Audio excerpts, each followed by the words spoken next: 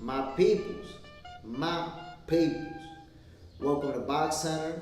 I'm your host, JSmiff, and this is your favorite boxer's favorite boxing show.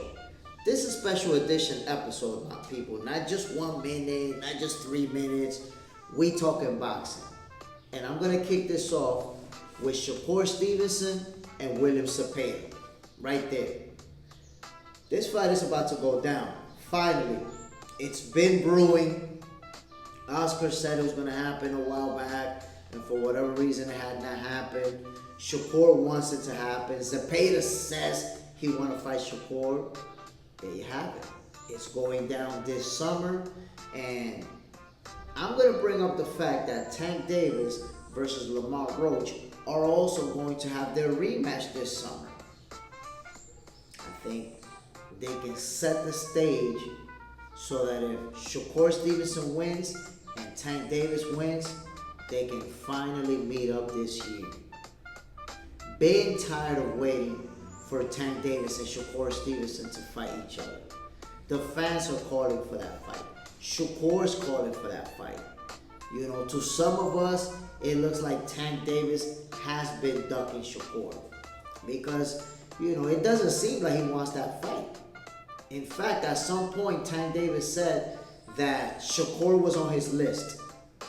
And shortly after that, when he was asked about fighting Shakur, he was like, what has he done? What has he done for me to fight him? He got very defensive and even upset. So it's like Tank doesn't even want reporters to ask him about Shakur, which to some of us comes across as ducking language. So that's it. We're tired of it. We're tired of calling for it. We're tired of it not happening. Let's see if this year, it is wishful thinking, but let's see if this year we finally get Tank Davis versus Shakur. Please, please, boxing gods, give us Tank versus Shakur in 2025. We're tired of waiting. We can't take it anymore. Moving on to the next subject, my peoples. Jake Paul. Jake Paul is going to make his return to the ring versus Julio Cesar Chavez Jr. I feel like we're getting more of the same from Jake Paul.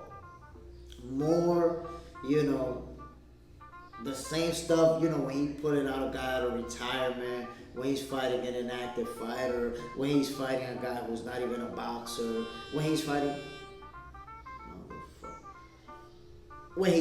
guys who we know he's going to have a physical advantage against them. I get it that Jake Paul, you know, isn't an elite level fighter or isn't that experienced. But how about he start fighting boxers in his own age group? What is Jake Paul, 28, 29 years old? Why are you fighting a guy that's about to be 40 years old?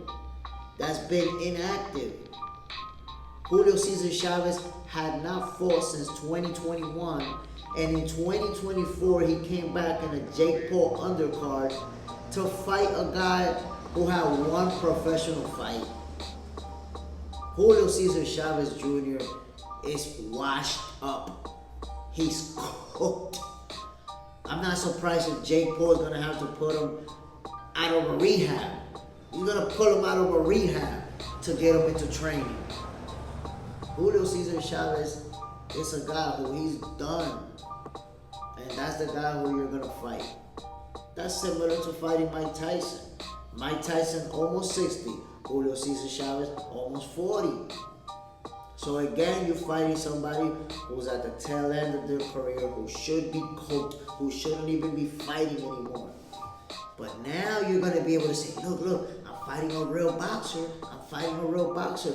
Yo, there's thousands of real boxers in your weight class that are around your age group, that have around your same fighting experience with 10, 11, 12 fights. Get one of those guys, man. But you're talking about title shots and fighting Canelo Alvarez and fighting champions.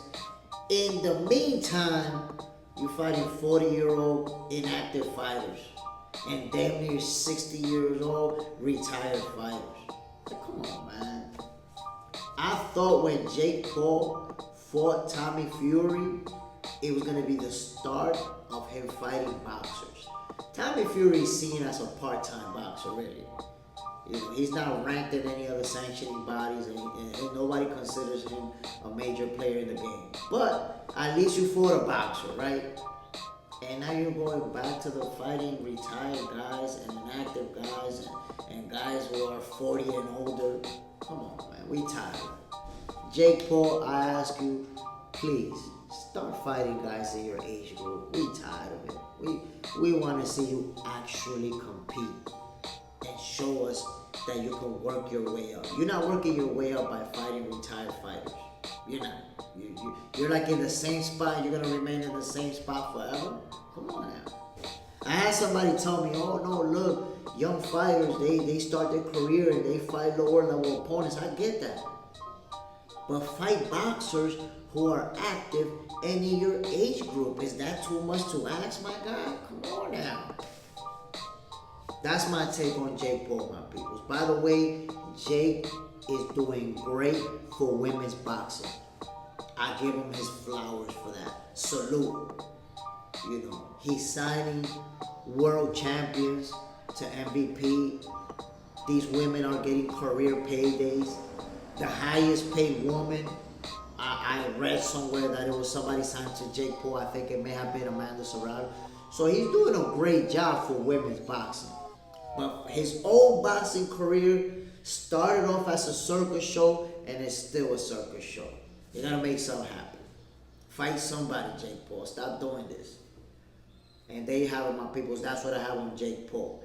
Now, Floyd Schofield versus Abdullah Mason. Is that fight gonna happen? Whoa.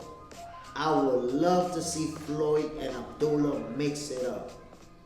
I seen a video somewhere where Floyd Schofield's pops says we accepted an offer for $2.5 million. But I've also seen other reports where they're saying that no, that they're outpricing themselves, that they really don't want that fight. So I don't know. But I can tell you Floyd Schofield versus Abdullah Mason would be a great fight. Take it back to the old school when two young undefeated fighters could meet each other at a young age and they still can go forward and have a great career. You gotta think about it. Canelo fought Floyd Mayweather when he was 23 years old. And look how his career has played out. Dude went on to becoming the face of boxing after losing to Floyd. So taking a loss when you're 23, 24, or even before that, it doesn't mean that your career is over. It does not. So I love the idea of Abdullah Mason and Floyd Schofield facing each other off now. And then let's see where they go from there. Somebody's going to take an L and see how their career progresses going forward. That would be an epic fight. And I'm pretty sure the fans are in on it. Everyone who goes on my live, as soon as that fight get brought up, everybody's in on it. Everybody's excited about it. People want to see it. A lot of people predicting Abdullah Mason will win that fight, and there are some who see Floyd Schofield being the winner of that showdown. So let's see it, man. Give us that fight. That's a good fight to make. I don't know if Floyd Schofield really wants that fight. Just because I remember when Shakur Stevenson said, yo, if you want a title shot, fight Abdullah Mason. Get past him and then you can see it. And I didn't see nothing from Floyd Schofield or his pops, who likes to talk a lot, to suggest to me that they want to fight Abdullah Mason. So right now, I don't know if that fight is actually happening, but I can tell you, I would love to see it. Simple as that, my people. Moving on to the next one. Keyshawn Davis versus Edwin De Los Santos. Yo, we're finally going to get this fight. It's like it was going to happen, then it wasn't going to happen. I saw a report somewhere where De Los Santos said that they were stealing money from him and that's why he wasn't doing it. Like, I don't know if it was his manager, his promoter, I don't know who, but they got to, talking, and it looks like that's it. It's definitely going down. Keyshawn Davis versus Edwin De Los Santos. That's a heck of a matchup. I believe Edwin De Los Santos is going to be Keyshawn Davis's toughest opponent to date. De Los Santos can fight. He got power, he got speed.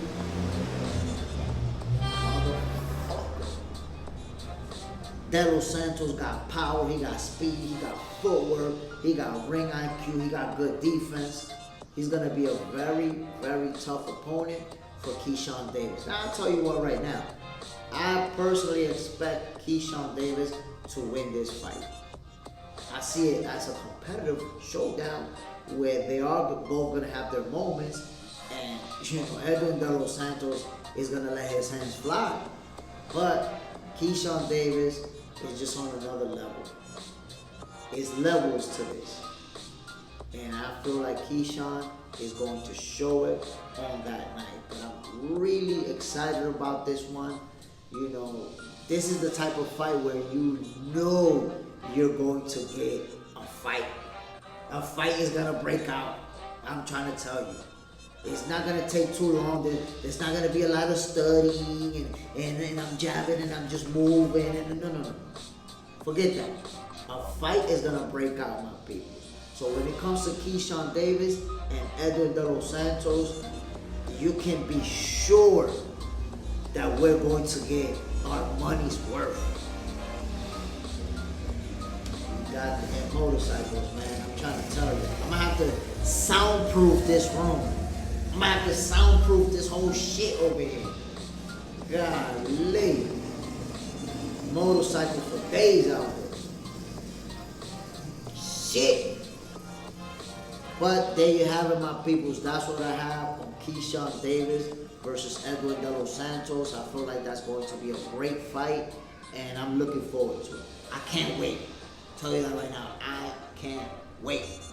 But anyways, my peoples, there you have it. Full-length episode of Box Center. I appreciate you guys watching this whole thing. Over 10 minutes of talking boxing with y'all. Don't forget to hit the like button. Don't forget to subscribe.